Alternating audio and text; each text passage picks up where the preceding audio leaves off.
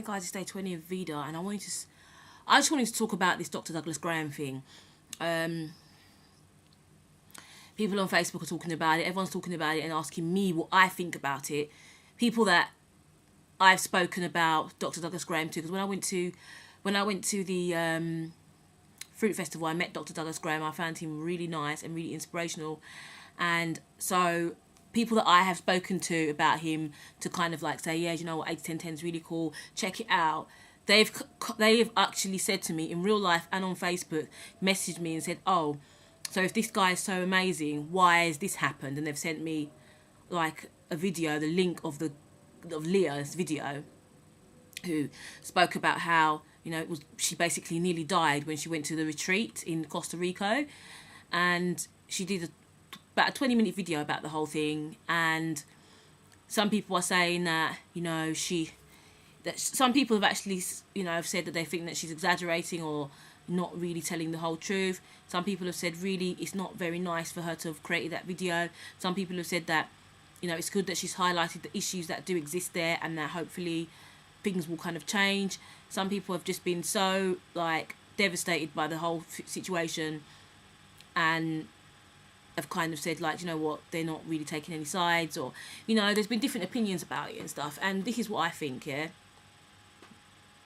I met Dr. Douglas Graham over the summer holidays period over here in the UK. I went to a fruit festival in the UK, and I had a good experience with him. I did an exercise class with him, and, you know, I found him really, really nice. Like, he ended up kind of singling me out, and I ended up having to carry him on my back, and he carried me, and it was really cool. Like, I ended up speaking to him and having a picture taken with him and everything, and I got one of his books, and I found him really inspirational.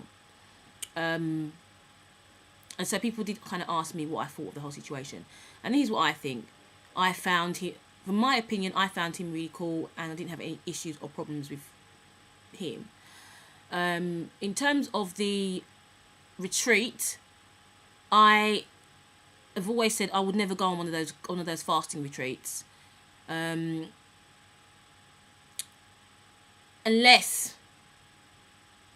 it was done under really, really controlled conditions.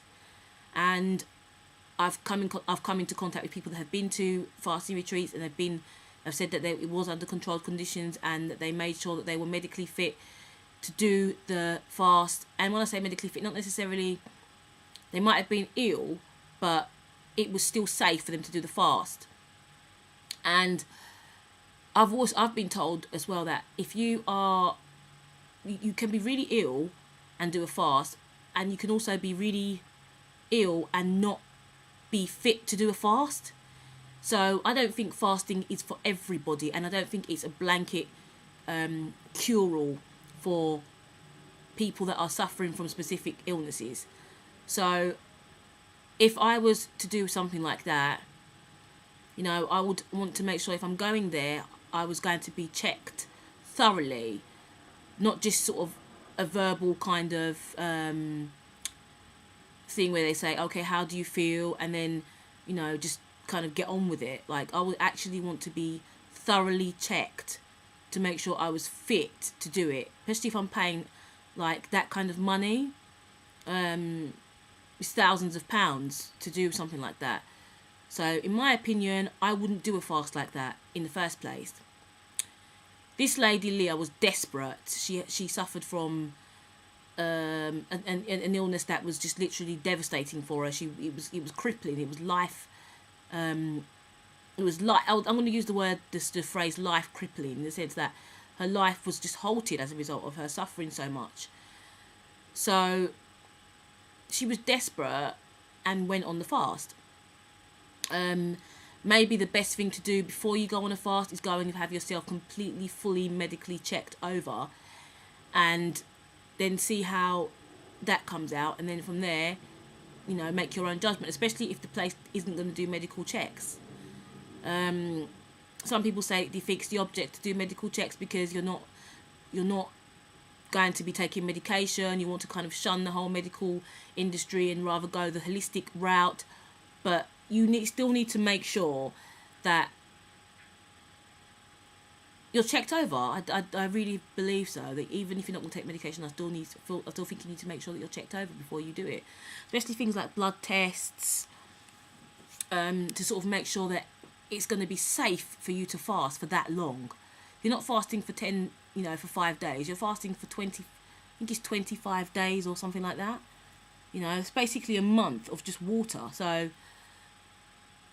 I think it's so important that you're fully checked. So for Dr. Douglas Graham, my opinion of Dr. Douglas Graham hasn't changed in the sense of how I perceived him when I went to the fruit festival. But from what I've heard about that retreat from Leah, I don't think that if you say you're struggling to that extent, you should just be kind of left alone to deal with it and just say, okay, you'll be okay. After 10 days, you should be fine. After, this period of time, you should be fine. It's just a detox process that you're going through. I think if you've been going to the toilet, diarrhea, vomiting, and you haven't even really been able to keep down water, that should indicate that maybe you should kind of stop the fast and go and actually get medically checked over. And as far as I know, if there is a doctor present, that doctor should have checked her medically anyway. It shouldn't have got to that point where she had to go to the hospital. It really shouldn't have. And obviously, if she's paid all that sort of money as well, they should have really made sure that she was properly checked, not just kind of like looked in and sort of said, okay, you'll be okay. So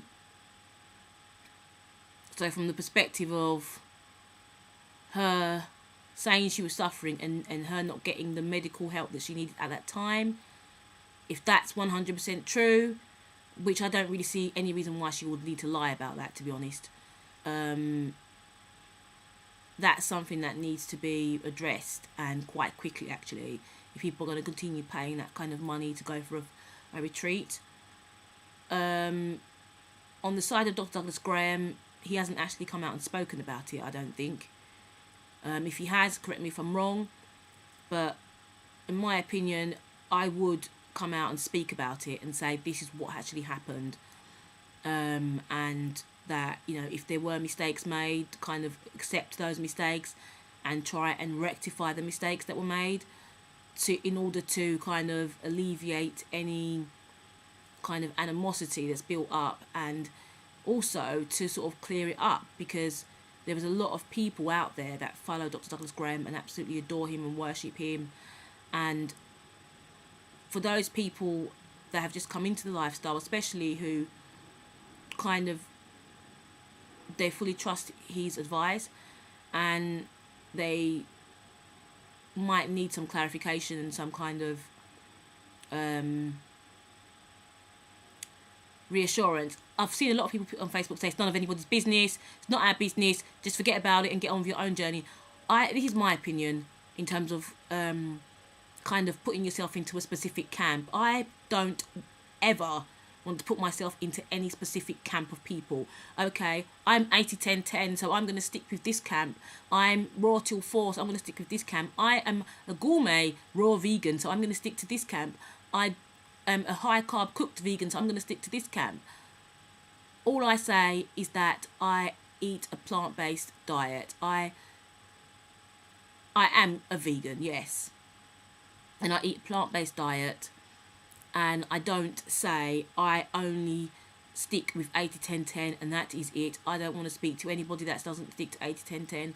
I'm going to be on a specific camp and I'm going to be against these type of people. That's not what I want to do. I don't want to label myself in any specific camp, because I think once you start doing that, when something goes wrong in the other camp, it's like people kind of expect you to say, to backfire against that camp, and it's just backbiting and talking about each other behind each other's backs.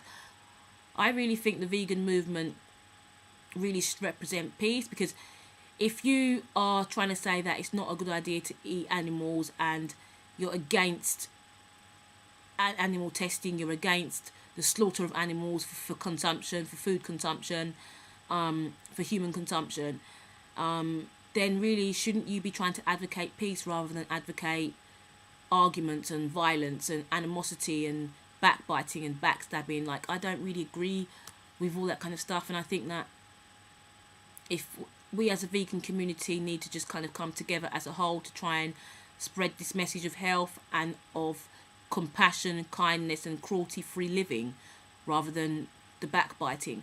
But in terms of when something does go wrong on like a retreat or something like that, I do think it's important that people do speak up about it. Some people have said that she shouldn't have done that video and that she should have just kept her mouth shut. No, well, she shouldn't have. If there's something that she wanted to get off her chest, she needs to do it. And the fact that there is a forum like YouTube or Facebook or any of these forums where people can actually talk about what they're going through, why not use it as a way of explaining what might have happened to you? I didn't deduct from that video any kind of bitchiness at all. I just saw a woman who went through hell and wanted to talk about it. That's what I saw, and she wanted to let people know what she had been through. For example, if you was to go to a hotel spa and it was the worst experience of your life, and you did YouTube videos, you'd probably talk about it. You'd probably tell people I went to this place and it was the worst experience of my life. So why not, if you're to go to a retreat and that you pay thousands of pounds to go to, if you had a bad experience, why not tell people? At the end of the day, her case might have been an isolated case. It might have been a case where, you know, she was actually not fit to do the fast and she ended up doing the fast and it turned out to be a complete nightmare for her. Not to say that everybody else is going to experience that, because there's been many testimonials that have been excellent and that people have really enjoyed themselves there and have made loads of really nice friends, have had a beautiful fasting experience, didn't go through the hell that she went through. So maybe her case was an isolated case, but just because it was an isolated case doesn't mean that she shouldn't talk about it. And I'm very glad that she did actually speak about it and say what happened, because as far as I know, she signed some kind of waiver, which for me would send alarm bells ringing in the first place. And that was in the beginning. I think she signed something, but then at the end, when she wanted her money back, he said that she needs to sign like some kind of document to say that she wasn't going to talk about it or something like that, and she didn't sign it, and so she eventually didn't get her money back. I don't really know if there's been an update about this, so if there has, then correct me and everything, but I just wanted to put my 2 pence worth in about it and just sort of say, look at the whole thing objectively, and if it's made you kind of feel funny about Dr. Douglas Graham and him and his teachings, I don't really think it should make you do that. It might make you be wary of going to these retreats. I don't think you should really be like, okay, well, his advice is all crap, because his advice, does have some good advice. The actual 80-10-10 plan has helped me, and it still continues to help me, even though I'm not fully 100%, you know, 80-10-10, like I'm in this kind of camp. That's not the case. But I've read his book. I agree with a lot of the things that he says.